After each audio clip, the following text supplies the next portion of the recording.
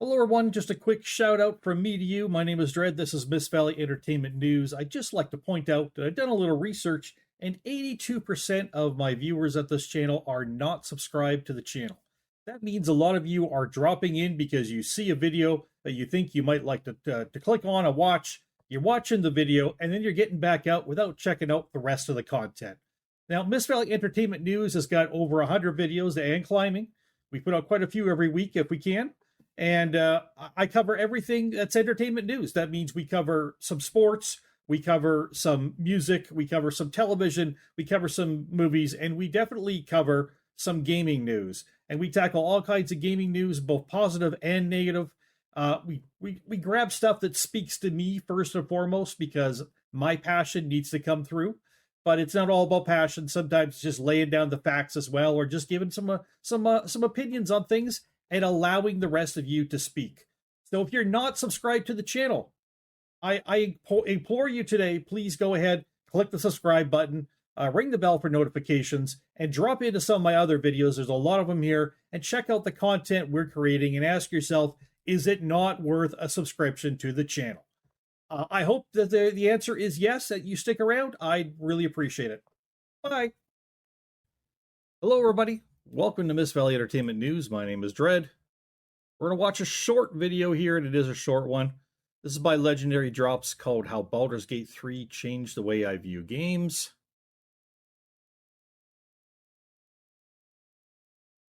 Looks like at some point he actually changed the name of the video, because up here it says why I wasn't enjoying games anymore. So that was the original title when I first clicked on this. It's now become How Baldur's Gate 3 Changed the Way I View Games. Interesting. Let's take a look at this, listen to this. I already listened myself. I thought it was very interesting. It is a short take, so let's get right into this. Thanks for your vids. We need more shake up in the game industry. Yeah. And the reason why I even started making videos like this is mostly because of the fact, I'll be honest with you guys, I'm somebody that for the most part for a really long time I would just, Blizzard's putting out a new game, I'm gonna get it. I would see the new Call of Duty and I would buy it. It took a long time for me to get to the point where I started looking at the games that I was buying and realizing that I wasn't finishing most of them. And the reason why I wouldn't go back to finish them wasn't because, I got too busy. It wasn't because, I played too many games. It wasn't because of any of those things. It was mostly just due to the fact that I wasn't enjoying the games that I was buying. And I started asking myself, why am I enjoying games less and less? And then I got to the point where I started, critically analyzing the games that I was playing, and then starting to realize that there was a significant quality gap between the games that I've enjoyed the most and then the games that are out now. And that's not to say like every single game that we get today is bad, right? It's just that, I don't know, there's this weird dissonance between certain games. And I think Baldur's Gate 3 was definitely one of those games that kind of really showed me the difference in not only quality, but also general care and attention to detail. Like making a game for how players actually play a game. And that's sorry, that's huge. And I would agree, like, that's one of those teams out there that really showed that they understand how gamers play games. They understand how their fans want to play the game. They understand their fans were like, no, we want more choice. We want more choice. We want more choice. And of course, they were already a studio who had been doing that with their previous games, offering all kinds of different choices and how to do battles and different things. But they definitely took that to like a millionth degree with Baldur's Gate 3. And just like, again, treating the fans with respect, not only in what you, how you converse with them, but in the product you give them. And there are a lot of gaming studios who just plain don't do that. I'm not going to point fingers at the moment. You can all guess some of the ones I'm thinking of, but there's a lot of them out there who just aren't very good at any of that. Some of them used to be, and they aren't now. Some were never good at that. Some don't have any kind of focus on that at all, and they don't even understand it. So yeah, the gaming industry has definitely changed. As you expect to have more choice and more freedom in the way games are made and the way games are played, you end up getting instead like a lack of quality, sometimes a lack of quantity, but mainly a lack of quality. That's disturbing in a lot of things. You get people playing it safe and using the cookie cutter route. You don't get a lot of innovation anymore. You get some, but you don't get as much as it seems like you used to. The gaming industry, I agree, has changed, and for all the sheer amount of games that come out, I mean, there might be 15 games a year I legit want to play, and I probably only play 3 or 4 of those. And I'm probably out of those 3 or 4, you know, 2 of them I really enjoy, and the other 2 are like, yeah, that was kind of a waste of time. They let me down, that kind of thing. So, yeah, the gaming industry, and how much money do you have to keep throwing a dart at a dartboard hoping to hit the right game? Sometimes it feels like I don't have that kind of income. Anyways, I'll get back to what he said. What's up, Cryptic?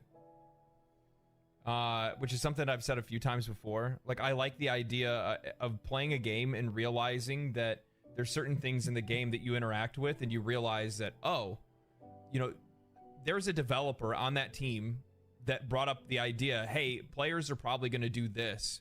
And then that team and that company was smart enough to actually listen to them and, you know, put whatever that was in the game. And I think more times than not, we see with a lot of these companies that I think that there's good workers at all of them. However, for the most part, they just have a whole lot of people that don't want to listen anymore. Yep, There are that's people true. that probably bring up great ideas of things that the customer. And they're probably getting their soul sucked out as they continue working for these studios who don't listen to them and instead just tell them do it this way. Like, God damn it, that's not what people want. But fine, I'll do it because you're paying me to, and because you won't listen to anything else I say. And they're slowly getting the soul sucked out of them. Artists, people who understand the art of gaming, are out there at all these big AAA companies, but they're not being listened to very often, are they? And slowly they're losing their artistic vision, their soul, their passion, until they become another one of the soulless automatons making these stupid games that all look like each other and are just designed to milk you out of your money. It's a sad industry, people. They just have a whole lot of people that don't want to listen anymore. There are people that probably bring up great ideas of things that the customer is going to like, things that actually target us, target our needs, the things that we want. But I think by and large, when it comes to a lot of the major studios, because there's so much writing on the line, there's so much money on the line. Yeah, it's always about the money. Always. You know, too many levels of management that need to be able to. Man, let's talk about the money. Larian Studios of Baldur's Gate 3. Larian Studios admitted they almost went bankrupt a couple times putting Baldur's Gate 3 out. Probably had to go refinance and do whatever they could to try to keep things afloat, keep everything solvent while they finish the game. I think it's the right word. I'm not really a money guy. I don't have any. um, can you imagine if they put all that many years of work and the hard labor and the love into it, and they had basically been foreclosed and shut down because they just didn't have the money to finish it? Can you imagine the loss that the gaming industry would have felt had never having known Baldur's Gate 3? I mean, we would have had probably Alan Wake 2 and Starfield battling it out for Game of the Year.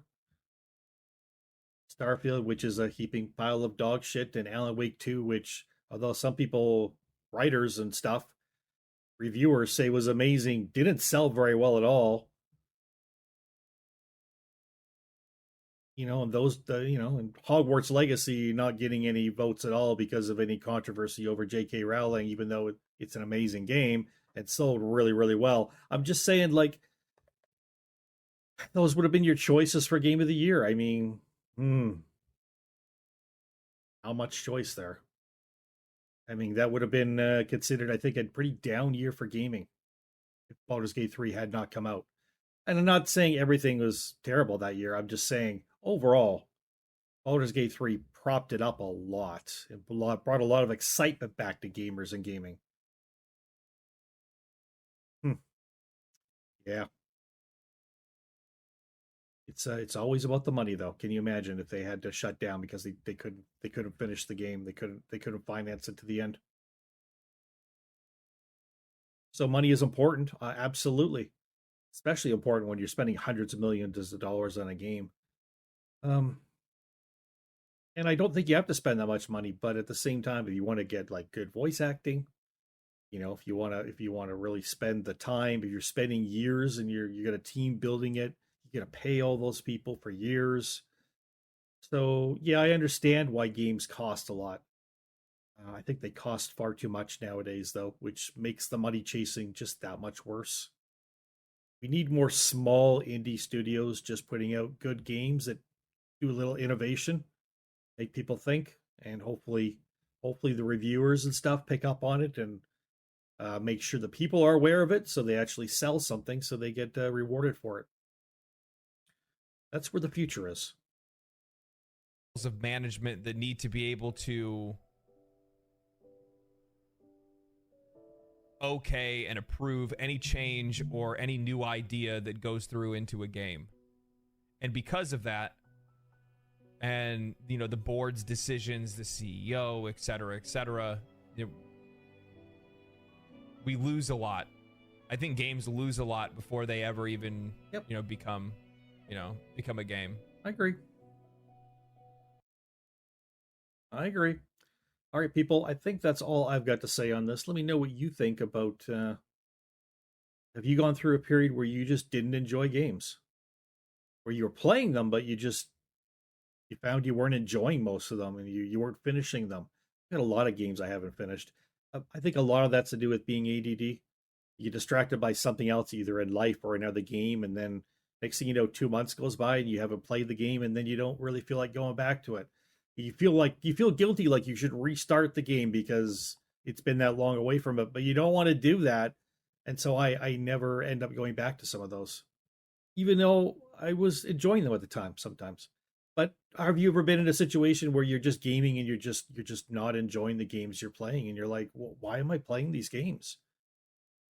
And if so, did you stop playing? Did you stop playing those games and go back to an old standby that you liked? Did you just stop playing games entirely, or did you just keep going because there's that fear of missing out? I need to play this game. I need to finish this game and then look for the next game to play and finish. Are you one of those? You admit you have some of you out there have that fear of missing out. Like I've got to get every expansion and every DLC for this game and play it over and over and over again because I want to say I 100%ed the game. Is that important to some of you? And what do you guys think about Baldur's Gate 3? Did any of you have it kind of change your view on gaming?